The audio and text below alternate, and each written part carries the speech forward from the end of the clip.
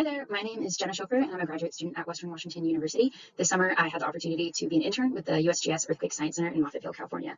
I'll be presenting my SCEC 2022 poster on which earthquakes are the most damaging, an examination of community-collected Digifeel observations in California, USA. In this study, my advisors and I are examining the Digifeel reports and the community decimal intensity values, also called CDI on this poster, that are derived from the reports to help us understand the question, which earthquakes are responsible for the most damage? You might think that the big ones are, of course, but the truth is that we don't know. And what we do know is that the most shaking that you and I are likely to experience comes from small earthquakes with ambition. And don't worry, the National Seismic Hazard Maps include all kinds of shaking in their products, whether the shaking is ambitious or not. But little earthquakes are not usually a hot topic for us as scientists to discuss with the public or community members. So if we do see in these Digifeel reports that the most damage reported does come from small earthquakes with ambition, then maybe we can start to carry a little bit more weight when we talk to communities about earthquake hazard and risk from small earthquakes. So let's jump into the methods. We're using the finest scale of Digifeel data, the 1 kilometer geocoded cells in our analysis. From this set of Digifeel reports, we choose to examine reports for earthquakes within the bounds of the seismic hazard for California, which is defined by USER 3. So that's a 100 kilometer boundary outside of the state line. And we only consider Digifeel reports that were within 600 kilometers from the event epicenter. And some reasoning for that can be seen actually in the center results section. So something to note here, almost half of these reports are represented by one person reporting an event in a 1 kilometer geocoded cell. We still chose to analyze all of these results despite no matter how many people responded. We did keep it in mind when doing analysis. So if we look at the figure at the bottom of the methods box, what we'll see is a map of all of the event locations within that boundary that we selected, colored by relative number of total responses per event.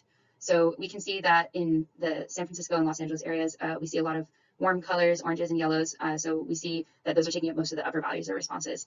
So the histogram in the bottom left is showing us the total events that we have instrumental records for since 1933 versus those that have Digifeel data.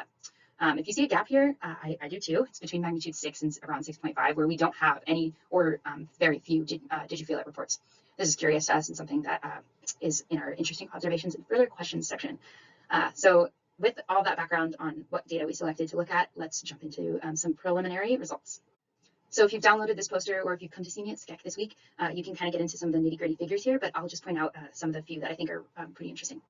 So the two maps on the bottom of the results panel are showing individual 1 kilometer geocoded cells that have responses to earthquakes, and then we colored them by how many unique earthquakes those cells have responded to. And we see kind of what we would expect. We see a highlight in the San Francisco area, Eureka area, some other areas that are highlighted by the boxes there. But we did identify this one point, this bright yellow point that had hundreds of earthquakes responded to, and we were curious about this.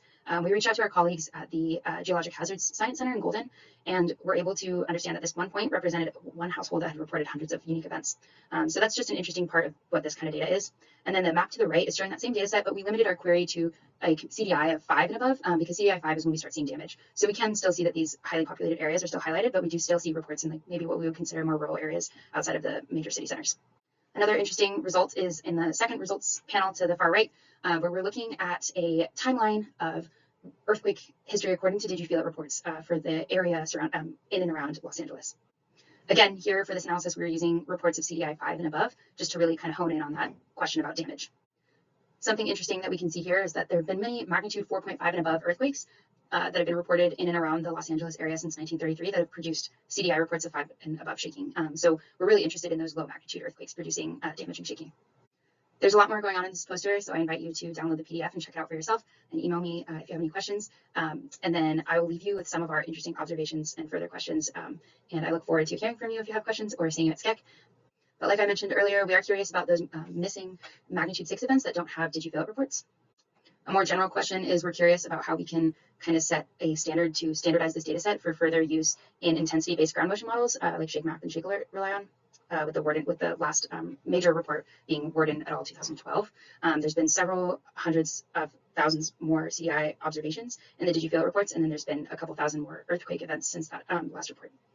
And then what I think is probably the most interesting question for me is how can we take these CDI observations and quantify the main source of shaking? And that's something that we're going to be working on and hopefully presenting at AGU this winter. Thank you and enjoy SCEC.